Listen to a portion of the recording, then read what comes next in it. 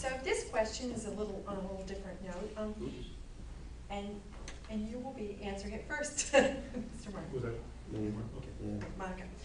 How many sheriff's deputies are pensioned or retired on disability per year? What would you do to reduce the number of disabled deputies?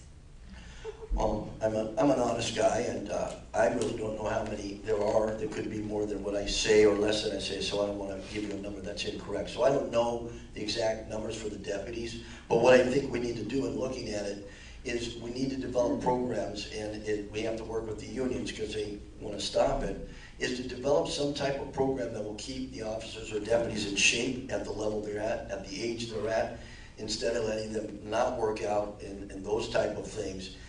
Proper diet and so forth. I think the other thing is, currently they have a 12-hour shift over in the Sheriff's Department. That's already been shown that it's hazardous to the health of the officers, and that was one of the officers that did kill the 2 bicyclists was on a 12-hour shift.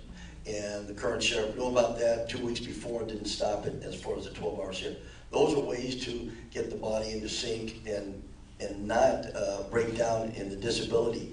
Because if you work out and you stay in shape at the level for that age, I don't want to say someone like my age has to do it with a 21-year-old, that's not going to happen. So we need to develop those programs and give it to the officers, maybe some incentive, but it's also for their own heart and health and their family.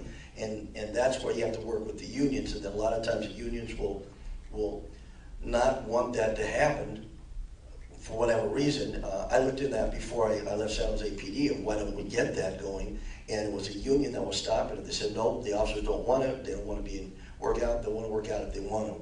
And so I think that's a disservice to the community and those officers, because when they go out there, their body, it takes a toll with the stress up and down, up and down.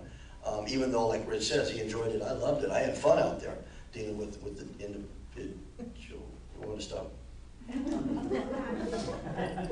Timer went down. It broke. Oh, I didn't do that. I'm innocent. Okay, I'll whoops. Okay, I think my time up, so it starts? Well, thank you. They're getting a lesson. I'll give a little plug for the League of Women Voters. If you've enjoyed this program and you think that this is valuable and you're not a member, please become a member. It's really a great organization, and it's a very modest fee, and you get a great newsletter that gets you lots of information about what's going on in our communities, and also you contribute to programs like this. Also, in order to get just reams of information, I urge all of you to log on to smartvoter.org. That's a website that has been going for what, 5, 10 years now? 13, okay, 13 years. And it's just chock full of information about government at all levels and many of the issues that are really important to all of us. So I urge everybody to try Smart Voter.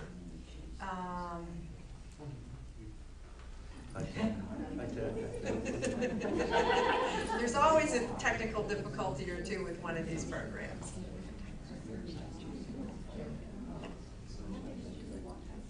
Yeah. Do you ever watch with the second hand? Yes. Yeah, why don't we just do that? Everybody can yell at the same time. That's over. Over. So did you get to answer the question? So would you like to answer the question about how many deputies are pensioned on disability, and what would you do to reduce that number? Yes, I too do not know the number of deputies who are pensioned. However, I do have an expert in the back who's actually with the POR Act who talks about the retirement. He's my campaign manager, so we maybe can have a class afterwards. Nonetheless, I'll say is this: the way we can reduce the number of deputies who are getting injured is through the use of less lethal weapons. That's something that I studied and worked with at the San Jose PD and helped to implement them. Tasers, they're also called slug guns, or less lethal. They're where they're rubber bullets, and many times they seem inhumane, and people want to complain about them. and the tasers are gonna kill somebody. But the alternative, many times, to the use of a taser is a handgun. And I used to, at community meetings, ask, which one would you prefer then? If you take the taser away from an officer and the subject has a weapon, he can't use the taser, he's gonna have to shoot. It's a very simple decision when we suggest the use of tasers for officers because it has saved lives of suspects. It's also saved injuries on officers. With this, we need to continue to use research to find other weapons because there are other types of less lethal weapons that are being discovered on a regular basis. They've used nets that can actually cover somebody when they're on PCP or another type of hallucinogen drug, and it helps them, the officers, bring the person down. And with this, I have to add something that Martin, okay, see, my own tool is helping me. All right.